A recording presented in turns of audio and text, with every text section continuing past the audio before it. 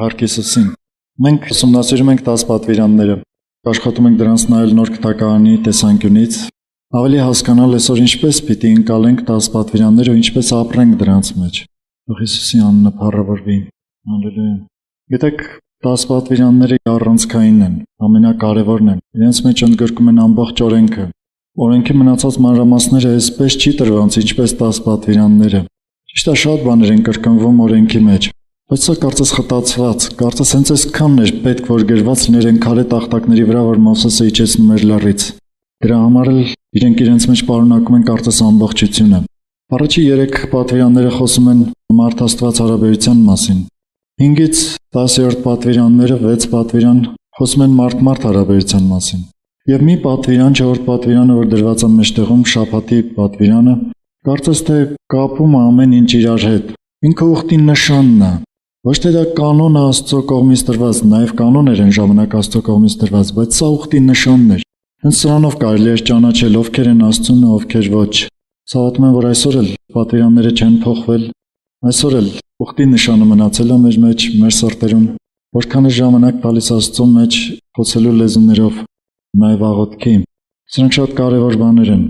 Ու 10-ն էլ ամեն մեկը իր նշանակությունը ունի։ Աստված տվել է որոշակի հերթականությունով։ Այս հերթականությունն էլ իր կարևորությունը ունի։ Եթե առաջին 3-ը վերաբերվում են մարդ Աստված հարաբերությանը, ուրեմն մարդ Աստված հարաբերությունից էլ պիտի սկսվի մնացած ամեն ինչը։ Մարդ հարաբերությունն էլ, ուխտի նշանն էլ, ամեն բան պիտի սկսվի մարդ Աստված հարաբերությունից։ Հալելույա։ Այո, մեր կյանքում ավելի թանկ ոչ ոք եւ ոչինչ չկա, միայն Աստված։ Կարծում եմ, այսպեսին պիտի լինի ամեն մեկի կյանքում։ Այսօր պիտի կարդանք 5-րդը, որ ասում է հարգիր ու պատվիր քո հորն ու մորը։ Հետարքիր տեղ է դրված այս պատվիրանը։ Ու եթե նկատել եք 10 պատվիրաններից, միայն սա է, որ ասում է արա։ Մնացած բոլորը ասում են մի արա։ Ասում է չունենաս աստվածներ ինձանից բացի։ Ասում է կուրկ չսարքես, շաբաթ օրը գործ չանես։ Բոլորը ասում են մի արա, մի շնացիր, մի սպանիր, մի գողացիր, սուտ մի խոսիր եւ այլն։ Մի ցանկացիր։ Միակ պատվիրանը, որ ասում է արա, գնա պատվիր քո հորն ու մորը։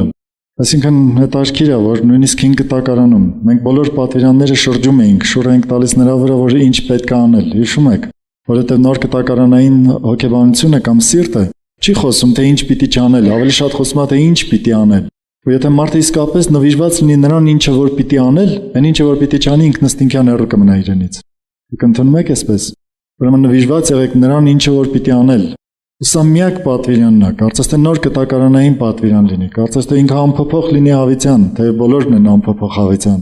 Բայց մենք սա շուրջ չենք տալիս մյուս կողմից նայելու, թե ինչ պիտի չանել։ Հակառակը, քանի որ ուղիղ գրված է հարգիր ու պատվիր քո հորն ու մորը, մենք այսպես էլ պիտի նայենք սրան։ 10 պատվիրաններից միակն է, որ խոստում է պարունակում իր մեջ։ Եթե մյուսների մեջ փորձենք խոստում գտնել, կգտնենք, բայց կարծես թե անուղղակի կլինեն այդ խոստումները։ Իսկ սա ուղղակի ասում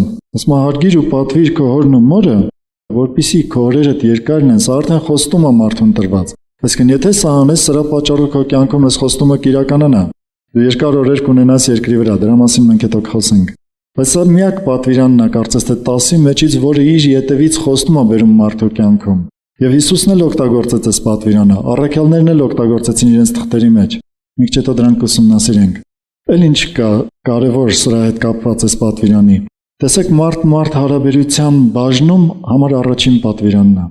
Այսինքն հենց ամենաառաջինը, որ դրվեց մարդ հարաբերության մեջ, ասես պատվիր քո հորն ու մորը։ Այսինքն եթե մարդ իր հորն ու մորը չի պատվում, ուրիշ հարաբերությունների ինչ խոսք կարա լինի։ Կարծում եմ հայկական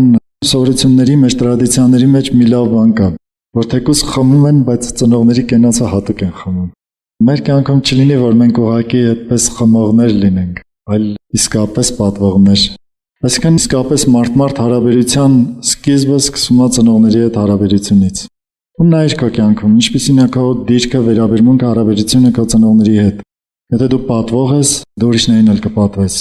Եթե դու նրանց հետ ճիշտ վերաբերվող ես, ուրիշների հետ էլ ճիշտ կվերաբերվես։ Սա 100% անց կանոն չի։ Մեկը գուցե իր ծնողներին շատ ավելի պատվի, քան թե ուրիշներին, բայց սովորած կլինի պատվել։ Իսկ եթե մեկը իր ծնողներին չի պատվում, նա ոչ մեկի չի պատվի։ Կա ինչ-որ մեկին պատվի փողի համար, ինչ-որ մեկին մի ուրիշ բանի համար։ Գուցե իր ծնողներին էլ փորձի պատվել փողի համար։ Այսօր աշխարհում ամեն ինչ է հանդիպում։ Դա մենք ուղղակի կուսումնասիրենք այս պատվիրանը։ Նախ ինչ է նշանակում պատվել։ Աստված այսպես ասում է՝ պատվիր հորդ, մորդ, որպեսզի քո օրդ երկար լինեն եւ այլն։ Պատվիր քո հորդ ու մորդ, հենց երկուսի մասին է խոսում կարծես թե։ Պատվիր նրանց։ Կարևոր պատվիրանա շատ։ Նոր Կտակարանում մի այդպիսի տեղ կա, որտեղ Հիսուսը օգտագործեց այս խոսքը։ Գիտեք, Մատթեոս ավետարանի 15-րդ գլխում, ես պիտի փոքրիկ հատվածը կարդամ, Հիսուսը խոսեց սրա մասին։ Ուղղակի պատմեմ ինչի հետ կապված խոսեց։ Մոտեցան Հիսուսին մի քանի փարիսեցիներ, որոնք կարևոր մարդիկ էին։ Իրենք այն ժամանակվա հոգևոր մարդիկ էին կարծես թե։ Գրված է Երուսաղեմից էին եկել։ Այսինքն ոչ միայն փարիսեցիներ էին, այլ ավելի առանցքային դեր ունեին։ Իրենք կենտրոնից էին եկել Երուսաղեմից։ Ու Հիսուսին այսպիսի մեղադրանք ներկայացրեցին։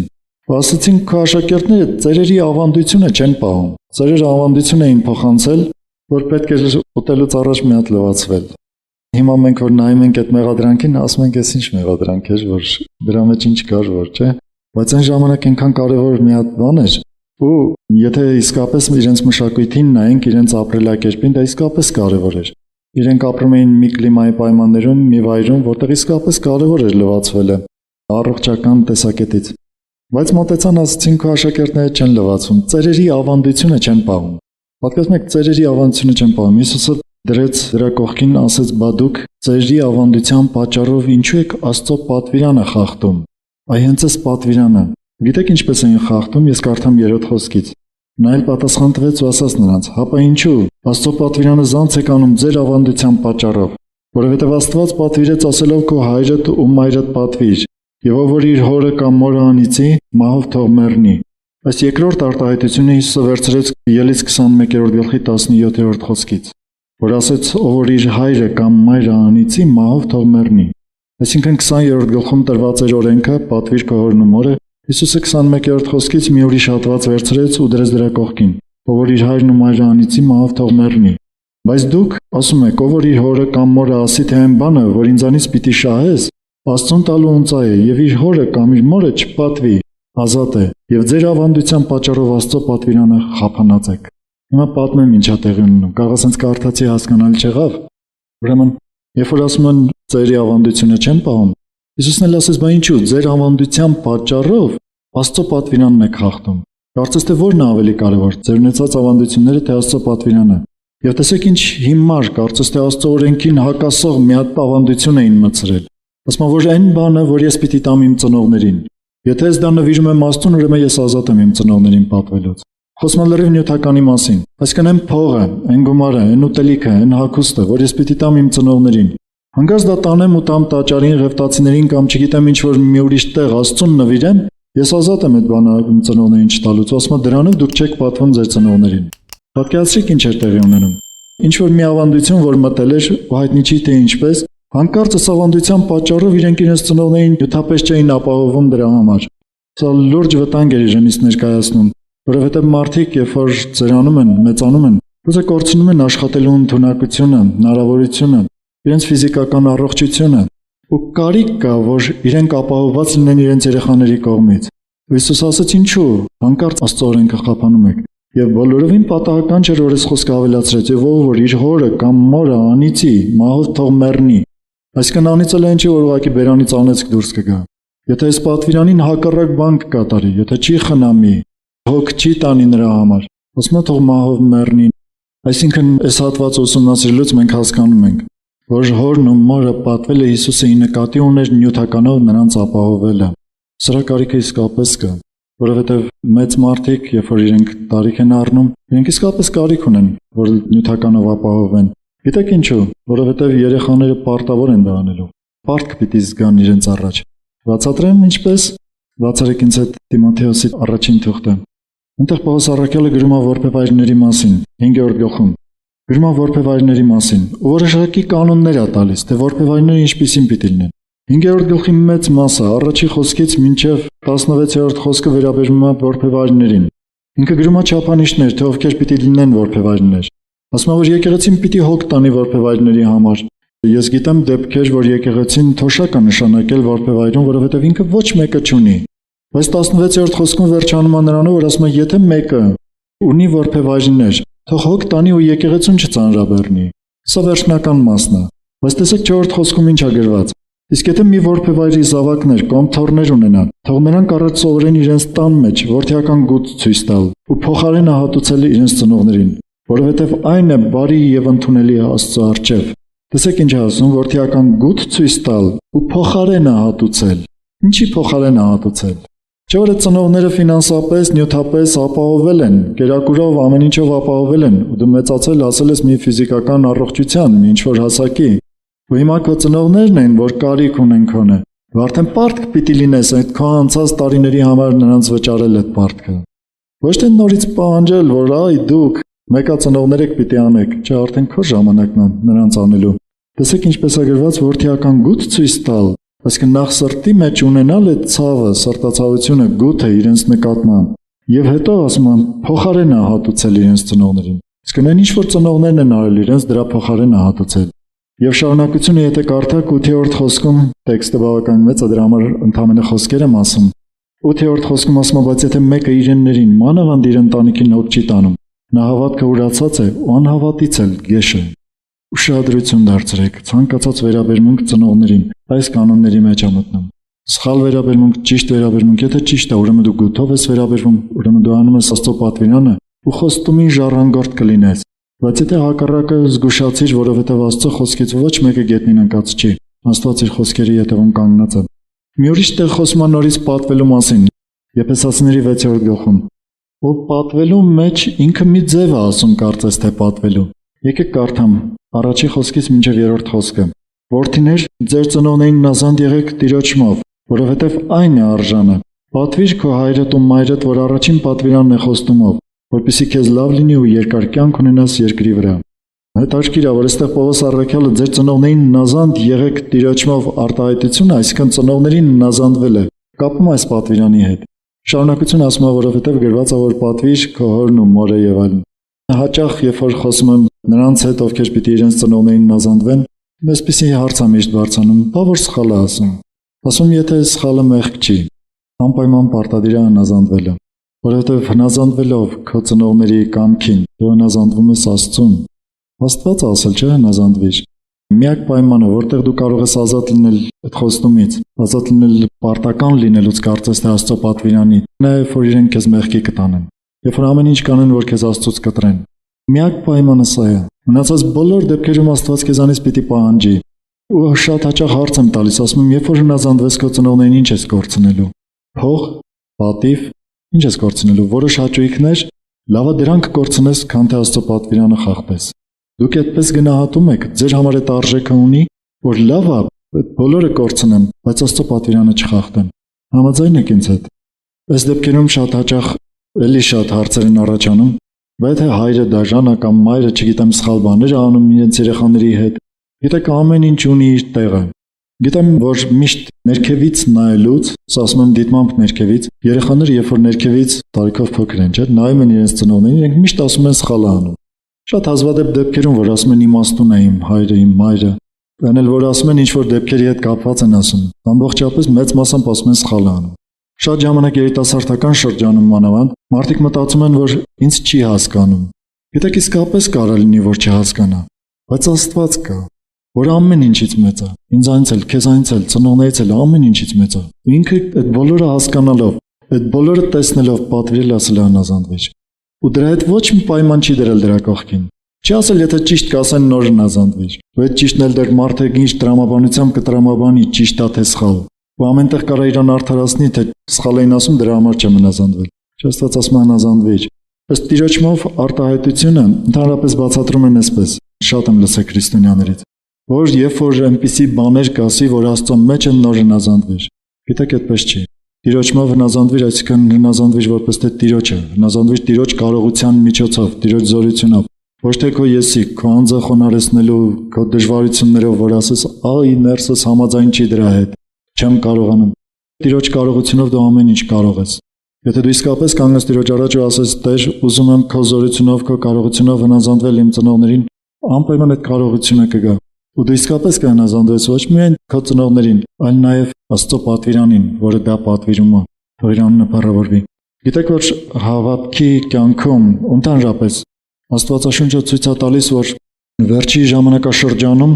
շատ հատուկ է մի մեղք, ծնողների եւ երեխաների կարծես թե հակադրությունը, իրար չհասկանալն ու իրար հետ կռվելը,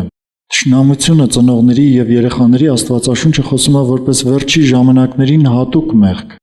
Մարկոս ավետարանում 13:12 խոսքում։ Դա այն տեքստն է, որ Հիսուսը խոսում էր վերջի ժամանակաշրջանի մասին։ Ինքը պատմում էր ինչպիսին պիտի լինի վերջի ժամանակաշրջանը։ Այդտեղ հաջորդ արտահայտությունը 13-րդ խոսքում ասում է բոլոր ազգերի մեջ իմ անվան համար ատելի պիտի լինեք։ Այսպիսի արտահայտություն անում, որը ամենտեղ գրված է միայն վերջի ժամանակաշրջանի համար։ 12-րդ խոսքում ասում է որդիները կբարձրանան իրենց ծնողների վրա ու կսպանեն, ծնողները իրենց որդիների վրա ու կսպանեն, այսպես շարունակ, ինչ որ մի քանակ ասում այնտեղ։ Ինչն է հետաքրքիր, որ վերջի ժամանակաշրջանում հենց դա պիտի լիներ։ Մենք կարանք իդ նայենք պատմության ընթացքին, ասենք շատ ա եղել այդպիսի դեպքեր։ Այո, եղել են, բայց չեք նկատում, որ հիմա ծնողների ու երեխաների կապը գնալով ավելի թուլանում է,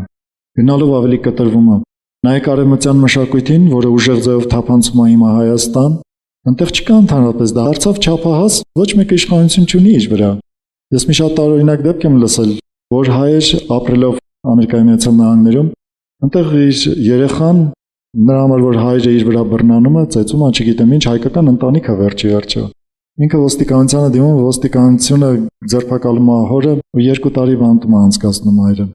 Ահա որ դեպք է, չէ՞։ Ես հասկանում եմ, ինչու Միացյալ Նահանգներում կարող էր դա լինել, որովհետև մյուս կողմն էլ է շատ ահավոր ծնողներ են եղել, որ շատ սխալ բաներ են արել իրենց երեխաների նկատմամբ։ Դրա համար էլ այդ օրենքը մտել է այդ օրենքի մեջ, բայց այս օրենքը բերել է ոչ միայն դրական բան, այսինքն երեխաներին պաշտպանելը, այլ նաև բացասական, որ երեխաները դուրս են եկել ծնողների հսկողության տակից, իրենք շատ բան փչացնում են հենց իրենց կյանքում դրանով։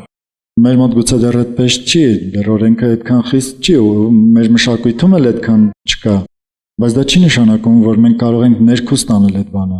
Ունեք երեխաները կանգնեն ու իրենց ծնողներին այդքան հակառակ գնան։ Սա վերջի ժամանակների մեղքերին շատ հատուկ է։ 2 Տիմոթեոս 3 գլխի հենց առաջի 5 խոսքերը խոսում են դրա մասին։ Պողոս առաքյալը գրում ասում է վերջի ժամանակներում մարդիկ կլինեն այսպիսին. արծաթասեր, անձնասեր, այնպես մեծ շարք է տալիս։ Եվ դրանց մեջ գիտեք ինչ ասում, ծնողներին աննազանդ։ Վերջի ժամանակներում մարդիկ կլինեն այսպիսին, ծնողներին աննազանդ։ Ու շարունակությունը, որ վերջացնում է, աստվածապաշտության կերպարանք ունեն, բայց նրա զորությունը ուրացել են։ Այսինքն իրենք կվերցնեն իրենց վրա աստվածապաշտության կերպարանքը։ Իրենք ցույց կտան, թե իրենք հավատացյալներ են։ Մարդկանց կխոսեն, թե իրենք հավատացյալներ են, բայց զորությունը ուրացել են, նույնիսկ իրենց ծնողներին չեն կարող հնազանդվել։ Որովհետև հնարավոր չի մարդկային ուժերով հնազանդվել Աստծո պատվիրաններին, կատարել Աստծո պատվիրանները։ Դրա համար կա Աստծո զորությունը։ Եթե իսկապես ուզում եք, որ դուք վերջի ժամանակների այդ պղծության ու մեղքի մեջ չընկնել, իսկապես ձգտեք կատարել այս պատվիրանը։ Հալելույա Հիսուսին։ Ես կարծում եմ սրա կարիքը իսկապես կա, մանավանդ երիտասարդական շրջանում։ Եկեք մի պահ կանգ առնենք այս խոստումի վրա, որ օրերդ երկար պիտի լինեն այն երկրի վրա, որ քո Տեր Աստվածը տալիս է քեզ։ Գիտեք, Իսրայելը նոր դուրս էր եկել Եգիպտոսի երկրից ու գնում էր դեպի Քանանի երկիր։ 40 տարվա ճանապարհ կար իր առջև, որ 40 տարի ինքը պիտի քայլեր անապատով, 40 տարի հետո պիտի մտներ։ Աստված տեսնում էր, չէ՞, այդ 40 տարին, իր աչքի առջև էր։ Աստված տեսնում էր այդ Քանանի երկիրը, որտեղ պիտի մտներ, ժամանակակից Պաղեստինի տարածքը, որ պիտի մտներ ու բնակվեր այդտեղ Իսրայելը։ Գիտեք ինչ էր տեղի ունենում։ Հենց այդ 40 տարվա սկզբից ինքը այս պատվիրանը տվեց։ Ասաց այն երկիրը, այն հողը, որ քեզ եմ տալիս, պատվիր քո ծնողներին, որպեսզի երկար օրեր ունենաս այդ վայրում։ Այսինքն Աստծո կանոնները համապատասխան ապրելով դու կարող ես այդտեղ ունենալ քո երկար կյանքը։ Այստեղ խոսքը ավելի շատ վերաբերում է ոչ թե նրան, որ մի հոգին երկար տարիներ կապրի,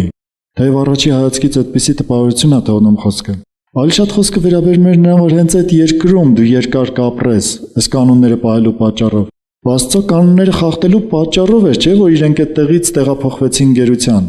Աստծո կանոնները խախտելու պատճառով էր, որ ցրվեց Իսրայել ազգը ամբողջ աշխարհով մեկ, հենց մեր թվարկության 70 թվականին։ Ու մինչև այսօր դեռ ցրված են հрьяաները աշխարհի տարբեր ազգերի մեջ։ Ու վերջի ժամանակների համար կատարվող մարգարեությունն է, որ այսօր իրենք նորից պետականություն ունեն։ Աստծո խոսքերը գետնին ընկած չեն։ Սա վերաբերում է դրան, որ եթե իսկապես դուք հավատում եք Աստծո պատվիրանին, որ պատվում եք ձեր ծնողներին, դուք երկար էլ կապրեք այդտեղ։ Գիտեք ինչու, որովհետև այդ ծնողներին պատվելուց գալիս էր մնացած մարդ-մարդ հարաբերության կանոնները։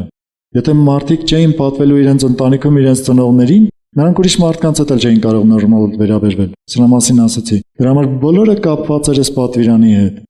Մի կարևոր բան էլ կար սրա մեջ, որովհետև ծնողներին պատվելը հնարավորություն էր տալիս Աստծուն, որ այդ մարդկանց տված Աստծո կանոնները ծնողների միջոցով փոխանցվեն իրենց երեխաներին։ Ավանդություններն ու սովորությունները ծնողների միջոցով փոխանցվեին իրենց երեխաներին։ Աստված խոսել էր մի Աբրահամի հետ, այդ խոսածածը փոխանցվեց Իսահակին, դա փոխանցվեց Հակոբին, Հակոբը ունեցավ 12 որդիներ ու փոխանցեց նրանց։ Մինչև Իսրայելը մեծացավ, դարձավ միլիոնավոր ժողովուրդ, մի 2 միլիոն ու ավելին կային, որ դուրս եկան Եգիպտոսից։ Մինչև Եգիպտոսից դուրս գալը բանավոր փոխանցվել էր։ Գիտեք ինչի հաշվին։ Իրենք իրենց անցյալներին, նախնիներին, իրենց նահապետներին հարգում ու պատվում էին, այս սրա հաշվին, որ ամեն մեկը պատվում էր իր ծնողներին, դրա հաշվին էր այդ բանավոր խոսքը այդքան ուժեղ փոխանցվել։ Այսօր ինչու երեխաների մոտ ամենաանպատիվ բանը նա է, որ իրենց ծնողներին լսում են։ Մեկ-մեկ երեխաները իրար ձեռն առնում, նույնիսկ ասում են լսում է իր ծնողներին, իր տատին, պապին, ծնողներին ու իրար ձեռն առնում դրանով։ Վերջի ժամանակների մեղքի մեջ ա մտնում, հեռու մնացեք դրանից ու ձգտում ունեցեք իսկապես։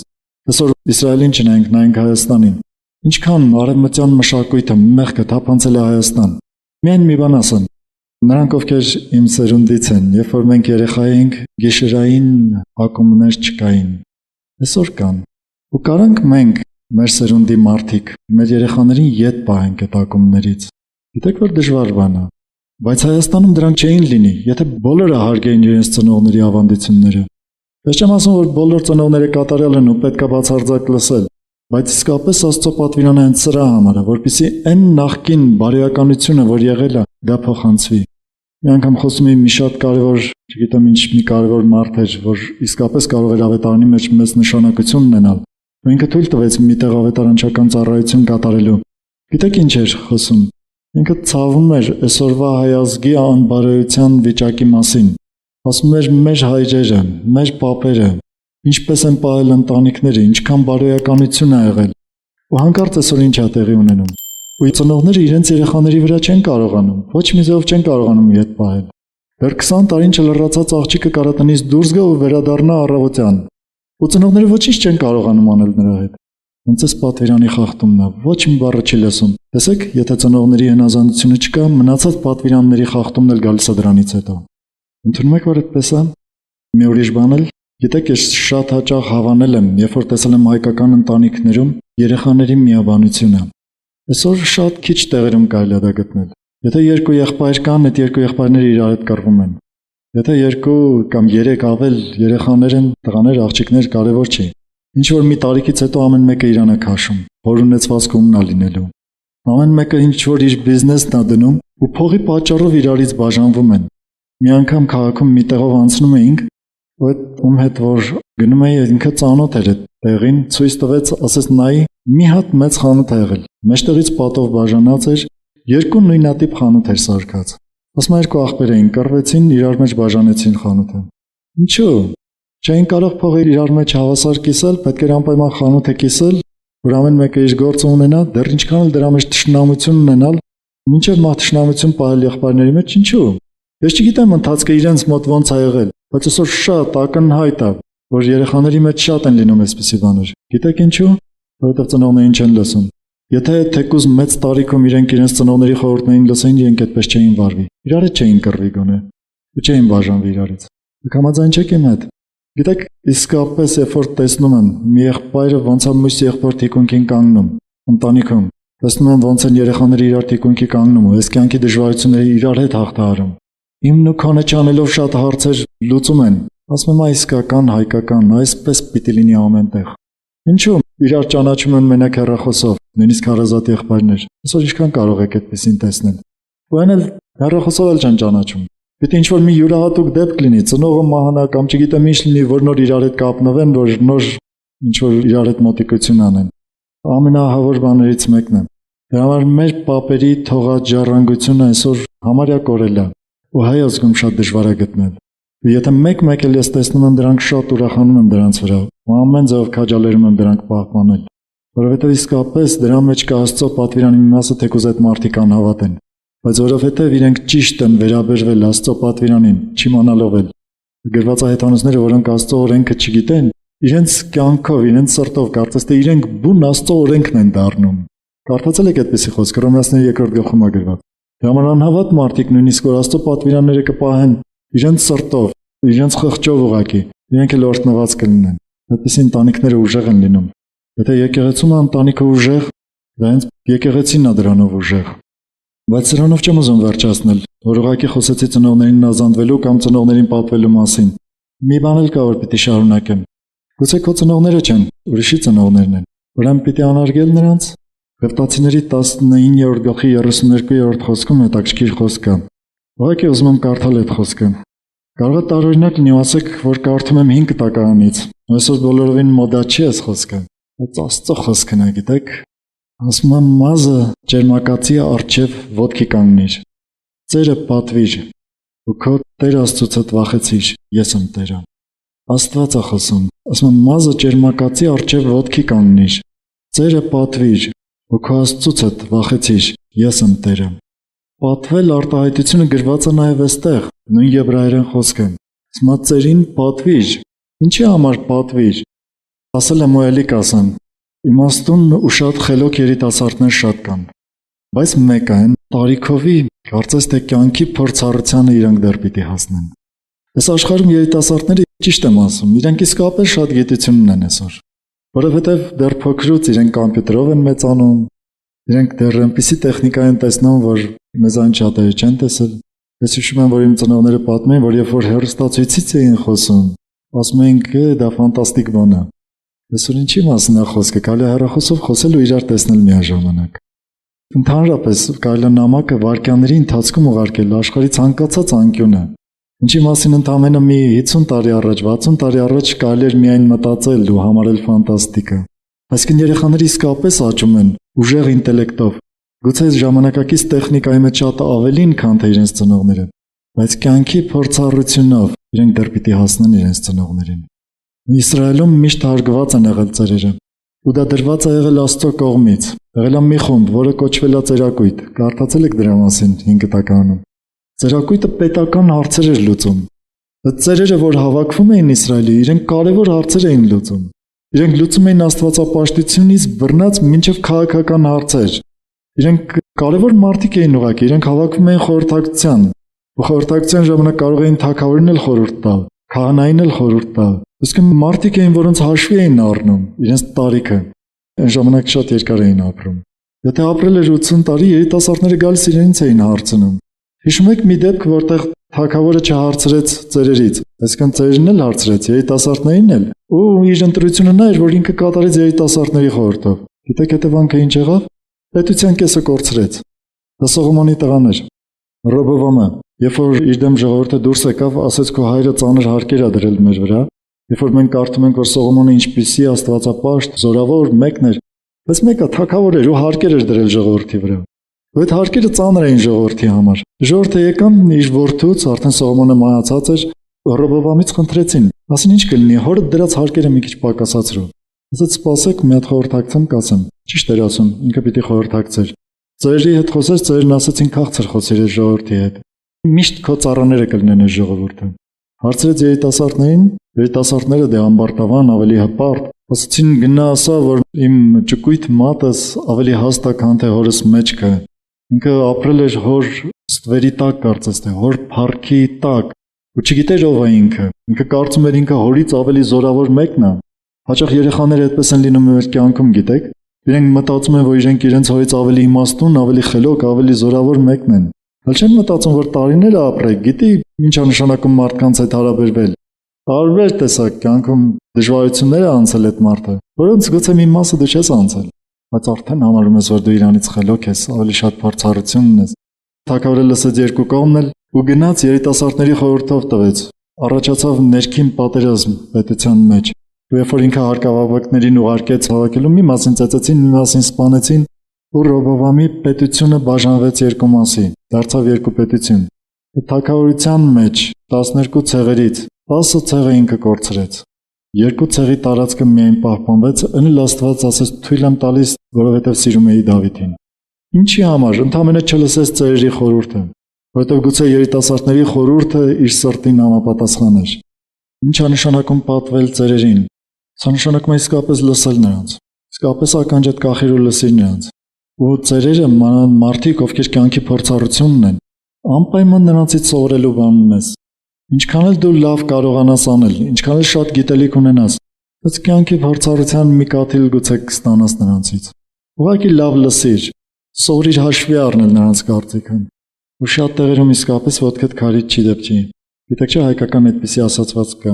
Երբ որ կտեսնես ծերը, որ ծանր բեռ տանում իր ձեռքին, վերցրու նա ձեռքից։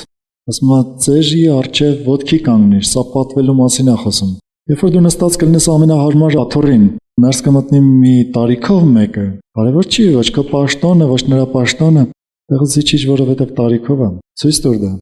Երբ որ դու կտեսնես, որ նա քեզանից տարիքով մեծ է, խոսիր արգանքով, խոսիր պատվելով նրան, ավելի ցածրից, երբեք չբարձրանաք ծերերի մեծերի վրա։ Գիտեք, ես տեսել եմ ուժեղ ֆիզիկապես երիտասարդներ, քանի որ սպորտով շատ եմ զբաղվել, դրա համար եմ շատ հիշում դրանք, բայց տեսել եմ փորձառու վարպետներ, ու շատ հաճախ իմ առաջ հարց ա եղել, երիտասարդական ուժը կհաղթի, թե տարիքի վարպետությունը, տարիների վարպետությունը։ Տեսել եմ ինչքան նշանակություն ունի տարիների վարպետությունը։ Իսկապես կյանքում էլ դա այդպես է։ Հարգեք, պատվեք, մեծարեք ծերերին, ու դրանով դուք Աստծո պատվիրանը կատարած կլինեք։ Պատահական չի, որ այս խոսքը վերջանում է նրանով, որ ասում են քո Տեր Աստծուց վախեցիր, ես եմ քո Տերը։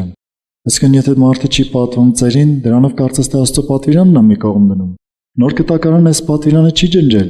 Նոր կտակարանը չի ասել, որ դու ծերին պիտի չհարգես։ Այսօր շատ եմ քրիստոնյաների մեջ լսում այսպիսի արտահայտություն, բոլորս հավասար ենք, բոլորս հավասար ենք։ Այո, հավասար ենք, բայց նայած ինչի մեջ։ Փրկության մեջ հավասար ենք, Հիսուսի արյան տակ լինելու մեջ հավասար ենք, ներման մեջ հավասար ենք։ Բայց արդյոք Աստված տարբերություն չի դնում մարդկանց մեջ։ Չի ասում հավատարիմի հետ հավատարիմ, անհավատարիմի հետ անհավատարիմ։ Ինչքան խոսքեր կան, որ տարբերություն են դնում։ Դրանք գիտեք, որ շատ անգամ ավելի շատ են տարբերություն դնող, քան թե հավասարությունը ցույց տվող։ Հենց միայն տարիքային տարբերությունը տեսեք ինչ է ասում։ Ու երբ որ ես հաճախ մի գործ եմ անում, ես սիրում եմ լսել, թե ավելի փորձառու մարդիկ ինչպես են խոսում, ինչ են ասում դրա մասին։ Ամեն տեսակ հարցերում, թե հոգևոր, թե ոչ հոգևոր։ Երբ որ տանը վերանորոգում էի կատարում ինչ-որ հարցերում, մենք մի հարևան ունեինք, որ կյանքի իսկապես լավ փորձառությունն էր, երբ որ գալիս էր այնպիսի բաներ էր ասում, շատ տեղին, դիպուկ։ Մեկ-մեկ այնպիսի մի քանի քայլ հետո մտածած էր ասում, ասում էր, այ որ այսպես անես, այն բաներից հետո սենց կլինի։ Ասում եմ, այ ճիշտ է ասում, որ մեկ ես այդքան չէի մտածում, որտեվ ես կարճ մտածում եմ, ես գործանը վերջացնում, բայց ինքը մտածում է այդքան։ Ինչու՞ չլսել այդ մարդու փորձառությունը։ Իսկ հոգևոր կյանքում էլ ես ունեցել եմ դա, երբ որ առիթ եմ ունեցել հոգևոր մարդկանց փորձառություններ, հոգևոր մարդկանց հետ նստելու, որոնք տարիների փորձառությունն են, այդ մարդկանցից հարցեր եմ տվել, այդ մարդկանց բաներ եմ խնդրել, որ իրենք պատմեն, որոնք օգնել են ինձ, որոնք ավելի ուժեղացրել են նվիրումը։ Օրինակ կոմունիստական ժամանակվա մարդկանցից ես շատ խնդրել եմ, որ իրենք պատմեն այն ժամանակվա հալածանքների մասին, որովհետև մենք այդպիսի հալածանքներ չենք տեսել այս սերունդը, ինձանից սկսած։ Ոչ մեկ այդպիսի հալածանք չի տեսել, ինչպիսին նրանք են տեսել։ Ոչ մեկը հանուն Հիսուսի անվան բանտում չի եղել ու այնտեղի չարչարանքները չի տեսել, բայց նրանք տեսել են։ Գուցե դա մեր համար գտնվում է առջևում, պետք է լսել նրանց, թե ինչպես իրենց պահեցին, ինչպես վարվեցին։ Մենք էլ կարողանանք այդպես։ Երբ որ քեզ անարգողին այսօր դու մտածում ես ինչպես պատասխանես, այդ մարդիկ այնքան լավ անարգանք են տեսել, քան խորը, ցավոտ, իրենք կարող են պատմել ինչպես իրենք վերաբերվեցին։ Պետք է լսել այդպիսի մարդկանց։ Մի կարևոր բան էլ կա։ Գիտեք ինչու Աստված այդքան շատ կանգնում է նրանց կողքը, ովքեր ծնողներ են, եւ նրանց կողքը, ովքեր մեծ փորձառությունն են, որովհետեւ ինքն էլ հայր է։ Շատ լավ հասկանում է հայրերի սիրտը, ծնողների սիրտը։ Գիտեք ինչ ապրում Աստված, երբ իր երեխաներն են դեմ կանգնում իրեն, երբ իր երեխաները անարգում են իր խոսքը, արհամարհում են իր խոսքը։ Գիտեք, այսպեսի մի բան կա։ Երբ որ երեխան չի լսում իր ծնողին, ծնողի խորհուրդը, կատարում է մի ուրիշ բան։ Ինքը համարում է, որ իր ընտրածը ավելի խելոք էր, քան թե իր ծնողի ասածը։ Այդպես չի։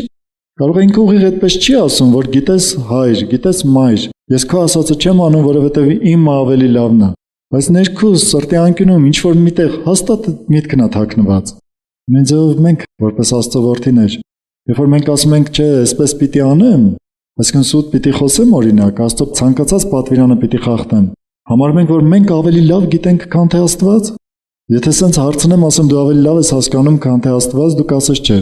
Ոչ մեկը չի ասի, այո, ես ավելի լավ եմ հասկանում, քան թե Աստված։ Համոզված եմ դրանում։ Ինքդ քեզ նայր, կասես այդպիսի բան։ Բայց քո գործողություններով արդյոք դա չես ասում, երբ որ դու անարգում ես Աստծո խոսքը, արհամարհում ես ու քո ուզածն ես անում։ Աստված ասում է սուտ մի խոսիր դու սուտ ես խոսում, ասում մի գողացիր գողանում ես եւ այսպես շարունակ բաներ։ Այս դեպքում ստացվում է նույն բանը, որ դու ասում ես Աստծուն, որ դու իրենից լավ ես հասկանում, որ Աստծո ասածը չի քո համար բարի, այլ քո հասկացածն է քո համար բարի, որ ոչ թե արժեքավոր Աստծո ասածը, այլ քո ասածը, քո մտածածը։ Պատկերացնում եք, այսպես բազմազան մի շարունակություն։ Աստված մեր համար հայր է, բայց հայր լինելով ինքը իր որդիներից պահանջներ ունի, իր որդիների համար պայմաններ ունի։ Սուս եմ կարդալ ձեզ 2 Կորինթացիների 6-րդ գլխից մի հատված, որտեղ խոսում է Աստծո հայրության մասին։ 2 Կորինթացիների 6-րդ գլխից մինչև 7-րդ գլխի առաջի խոսքը պիտի կարդամ։ Ինչ հարմարություն ունի Աստծո տաճարը կուռքերի հետ, որովհետև դուք կենթանի Աստծո տաճարն եք։ Ինչպես Աստված ասաց, թե նրանց մեջ պիտի բնակվեմ, նրանց մեջ պիտի քայլեմ, եւ նրանց Աստված պիտի լինեմ, ու նրանք ինձ ժողովուրդ պիտի լինեն։ Սա համար ելեք նրանց միջից, ու առանձնացեք, ասում է Տերը, եւ պիղծ բանի մի դպչիկ, ու ես ձեզ պիտի ընդունեմ, ես ձեզ հայր պիտի լինեմ, ու դուք ինձ տղաներ ու աղջիկներ պիտի լինեք, ասում է ամենակալ Տերը։ Ուստի սիրելիներ, որովհետև մենք այս խոստումները ունենք, մեր անձերը մարմնի ու հոգու ամեն կերպակցությունից մաքրենք եւ սրբությունը կատարելագործենք Աստծո վախով։ Այսինքն նրա համար, որ Աստված իսկապես հայր լինի մեր վրա, ինքը պայմաններ ունի տված։ Ասում է դուրս եկեք դրանց մեջից, այդպիսի բաների մի դպչեք, ու ես ձեզ հայր կլինեմ։ Նկատում եք արտահայտությունը։ Չի ասում ես ձեզ հայր կլինեմ, ինչ ուզում եք արեք, ես ձեզ կպաշտպանեմ։ Սա մեզ ուղղակի կփչացնի։ Սա մեզ երես կտա։ Մենք վաղ Աստծո դեմ էլ կբողոքենք։ Աստծո առջև էլ պահանջներ կդնենք, եթե Աստված մեր հետ այդպես վերաբերվի։ Ու մենք անդաստիրակ երեխաներ կլինենք ուղղակի, Աստծո անդաստիրակ երեխաները կլինենք, որ Աստված բոլորովին էլ չի ուզում այդպեսին ունենա։ Դրա համար ասում է դուրս եկեք դրանց մեջից, պիղծ բանի մի կպեք, ու ես ձեզ հայր կլինեմ, դուք էլ իմ համար տղաներ ու աղջիկներ կլինեք։ Ես կարծում եմ ամբողջ Աստվածաշնչում սրանից ավելի կարևոր խոստում չկա, որ Աստված մեր համար հայր լինի։ Այստեղ չի ասում, որ հայր լինեմ ձեր համար ինչեր կանեմ, բայց այդ բոլորը մենք հասկանում ենք, որ ինքը մեր համար հայր լինի, ինքը ինչեր կանի մեր համար, բայց մենք էլ մեր դիրքը պիտի պահպանենք մեր հոր առջև։ Պատվենք ոչ միայն մեր երկրավոր ծնողներին, այլ ամենակարևորը մեր հոգու ծնողին, հալելույա Հիսուսին, գրվածահոգիների հայր Աստծո համար, այն նրան է պետք պատվել։ Մաղաքի առաջի գլխում 6-րդ խոսքում գրվածավոր երեխաները պատվում են իրենց ծնողներին, ու ծառաները վախենում են իրենց տերերից։ Աստված հարց է տալի ժողովրդին, ասում է եթե ես Տեր եմ, ուր է ինձանից վախենալը, եթե ես հայր եմ, ուր է ինձ պատվելը։ Աստված ոչինչով չի կարող պատվել մեր մեջ, կարծես իր պատիվը մեր մեջ ոչ մի բանով չի կարող բարձրանալ բացի մի բանից՝ իր խոսքերը կատարելուց, իրեն նազանվելուց։ Եթե ինքը քո համար հայր է, ուր է քո պատիվը իր նկատմամբ։ Մի պահ նայիր քո սրտին։ Կարող ես համաձայնվել իմ խոսքի հետ, կարող ես չհամաձայնվել։ Եթե չես համաձայնվի կամ կհամաձայնվես, տես ինչքանով դրանք ճշմարտություն են։ Իսկ եթե ճշմարտություն են, ուրեմն կարիք կա դրանց առջև պատասխան տալու։ Արդյոք քո դիրքը ճիշտ է քո ծնողների առջև։ Արդյոք քո սիրտը մտածում է նրանց պատվելու մասին, հնազանդվելով, նյութականով, իրենց խորհուրդները լսելով, լավագույնը միշտ իրենց տալով։ Ինչպիսին է քո սիրտը քո ծնողների առջև։ Գիտեք, մարդկային հոգեբանությունը այսպիսի բաժին ունի։ Մարդը կարող է կենթանության ժամանակ իր ծնողներին բան տեղ չդնի, իսկ կորցնելուց հետո սկսի ցավել, որ այդ բաները չի արել ժամանակին։ Չլինի, որ մեր կյանքում դա լինի։ Ես գիտեմ շատ մարդիկ, որ իրենց ծնողներին կորցնելուց հետո ցավով նայում են նրանց հետևից, ասում են ափսոս, այն ժամանակ այս բաները չեմ արել։ Այսօր իսկապես սիրտը դիր Աստծո պատվիրանը կատարելու։ Ինչ տեսար քո կյանքում, որ կարիք ունի փոխվելու։ Ինչ տեսար, որ դեռ չի համապատասխանում մեզ կանոնին Աստծո։ Քո մեջ որոշում կայացրու։ Մի մտածիր, որ դու էլ Աստծուն պետք չես։ Մտածիր, որ Աստված քեզ ընդունել ու քեզ համար հոգա տարել, անկախ նրանից թե դու ով ես եղել, անկախ նրանից քո ծնողները ով են եղել քո կյանքում, դու պարտավոր ես Աստծո կանոնի համապատասխան նրան պատվելու։ Ճիշտորեն չեմ ուզում շատ բարդ բաներ խոսեմ, բայց մի բան ասեմ, գուցե բարդ լինի, չգիտեմ։ Գիտես, որ այն ժամանակ, որ քո ծնողները քեզ ունեցան, իրենք Աստծո կամքի հետ միաբանվեցին առանց Աստծուն ճանաչելու։ Կարող է տարօրինակ հնչի, չգիտեմ, բայց մենակ նրա համար, որ դու այսօր կաս, գոյություն ունես, դա առաջին հերթին Աստծո կամքն է, երկրորդ քո ծնողների։ Դու պիտի փառք տաս թե Աստծուն, թե քո ծնողներին պատվես դրա համար, ու շնորհակալ լինես։ Կարող ես սիրտդ լրիվ բացել Աստծո առջև, ոչ մի անկյուն փակ չթողնել, սիրտդ բացել Աստծո առջև։ Խոսիր նրա հետ, ասա ինչ ես մտածում ես խոսքի մասին։ Եկեք ոտքի կանգնենք։